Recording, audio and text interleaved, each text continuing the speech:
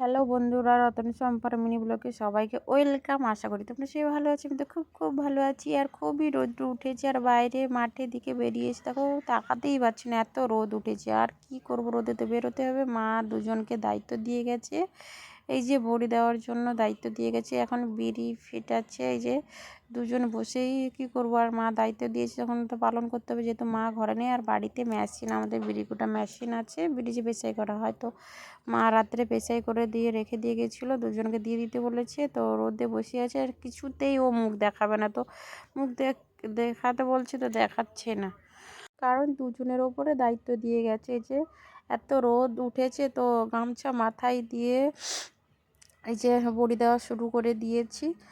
আর এত রোদ, মানে বলে বোঝাতে পারবো না। আর আমার দুই বোনই দিচ্ছি, যেহেতু দায়িত্ব দিচ্ছে। আচ্ছা, তোমরা কি বলতে পারো আর দুজনের মধ্যে কে বড় কে ছোট? তোমরা যদি বলতে পারো, জানবো যে হ্যাঁ তোমরা বলতে পেরেছো।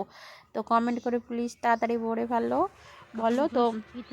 এই যে এত রোদ উঠে, দেখো সূর্যের তাপটা দেখো। আর দিয়ে এই যে বড়ি দেওয়া শুরু করে দিয়েছে, গামছা মাথায় দিয়ে কিছুটা বড়ি দেওয়া হয়েছে। এবার ও দিচ্ছি, আমি ক্যামেরা করছি। ও যখন প্রথম করছিল, তো আর কিছু বড়ি শুকছে এখানে।